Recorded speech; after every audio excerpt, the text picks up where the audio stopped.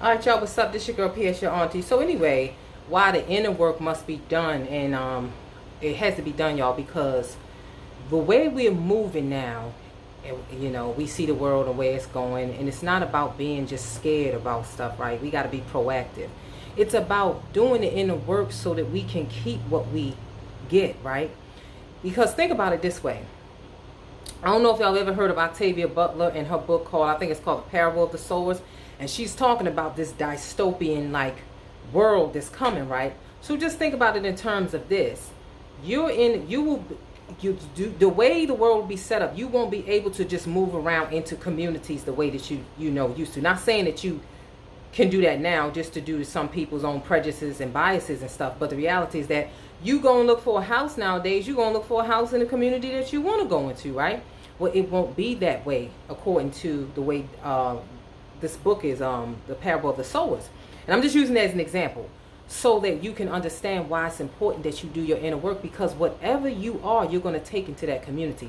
Now just imagine that. You behind this restricted community and you have nothing but chaos going on in there, because you're in there and you're going to be in there with people that may not necessarily be like you, but that's where you're going to have to be, because moving around into different communities is not going to be something that people are able to do. So this is why you do the inner work, so that you can have peace in your life, so that you can have some form of peace, right?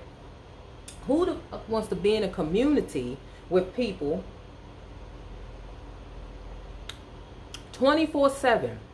You can't call fire and rescue to solve your problems and your conflicts with people, because they're going to come. So you have to do the inner work in order for you to be able to get along with people. And look, beyond it being about a dystopian future or whatever, this is why we in the position that we in now, right? So just imagine that though. Now we behind in a community where we can't move out of and go just where we want to go, and now you in there with people with a fucked up mind every day, day in and out, drama all over the damn place. That's just like being in the hood. It's like being in the hood. So that's why you got to do the inner work. You got to do the inner work so that you can have peace wherever you go. I don't give a damn where you are. You got to have peace inside yourself, so you know how to de-escalate situations, and so that you can keep what you get. It ain't about what you cop, as they say, it's about what you keep. And we will not be able to keep our communities if we have a bunch of people in with fucked up minds and fucked up spirits, right?